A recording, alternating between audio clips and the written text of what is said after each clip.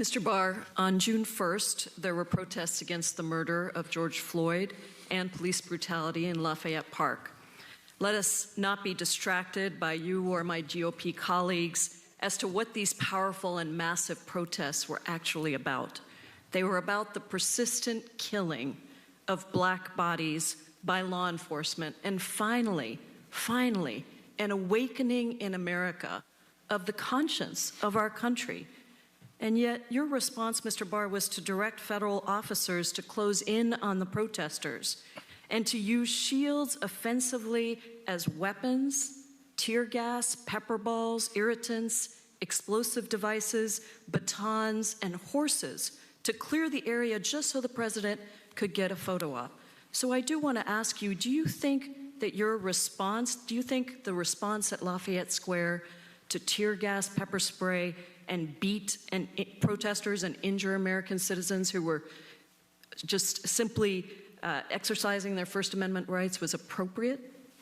Well, first, it's my understanding that no tear gas was used on Monday, June 1st. Mr. Barr, that is a semantic distinction that has been proven false by many fact checkers. How is it semantic? Do you think? How is it semantic? Tear gas is a particular compound. You talked about chemical irritants, and it has been proven false by reports. So just answer the question. Do you think that it was appropriate at Lafayette Park to pepper spray, tear gas, and beat protesters and injure American citizens? Well, I don't accept your characterization of what happened, but as I explained, the effort there was...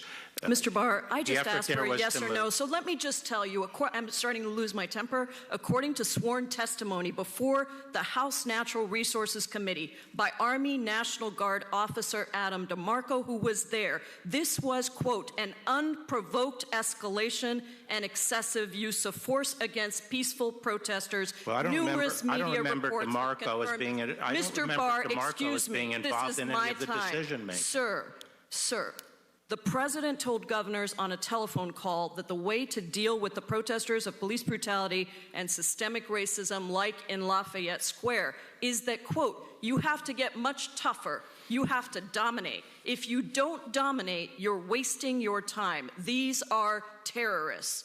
And he also talked about you on that call, sir. Here's what he said.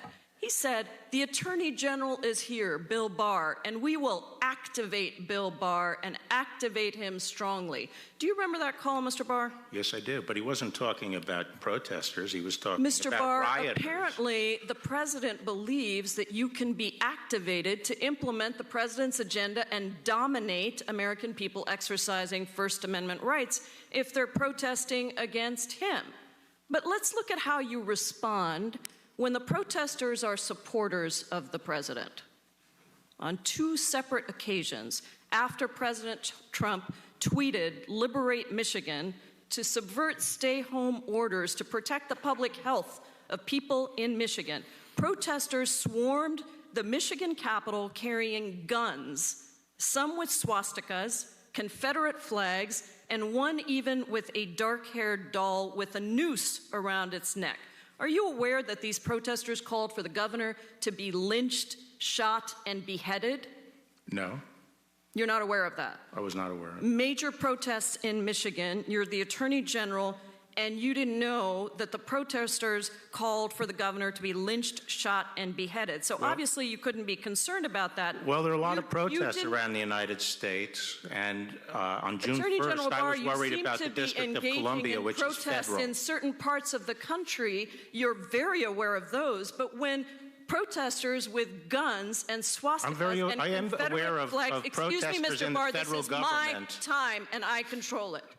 You are aware of certain kinds of protesters, but in Michigan, when protesters carry guns and Confederate flags and swastikas and call for the governor of Michigan to be beheaded and shot and lynched, somehow you're not aware of that. Somehow you didn't know about it, so you didn't send federal agents in to do to the president's supporters what you did to the president's protesters. In fact, you didn't put pepper balls on those protesters. So the point I'm trying to make here, Mr. Barr, that I think is very important for the country to understand, is that there is a real discrepancy in how you react as the Attorney General, the top cop in this country, when white men with swastikas storm a government building with guns. There is no need for the president to, quote, activate you because they're getting the president's personal agenda done. But when black people and people of color protest police brutality, systemic racism, and the president's very own lack of response to those critical issues,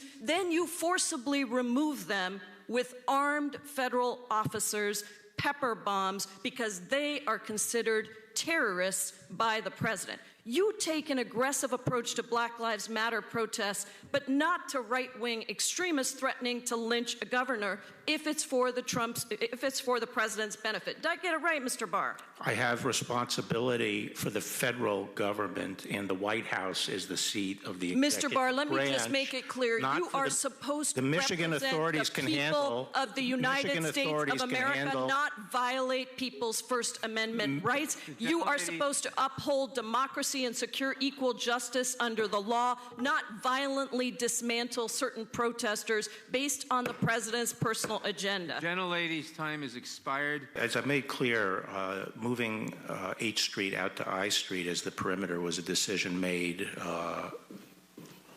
the day before. It was justified by the extreme rioting that was going on around the White House. I don't remember Captain DeMarco, who is the same Captain DeMarco who ran as a Democratic candidate for Congress in Maryland, even being close to the discussions as to what was going on. Now, the fact is that the movement was not geared to the behavior of that particular crowd. It was geared to the fact that we were moving the perimeter out so we could put a fence up on H Street, by H Street. But it is a fact that the Park Police reported, and I saw myself projectiles being thrown from that crowd, so I did not consider them all peaceful protesters.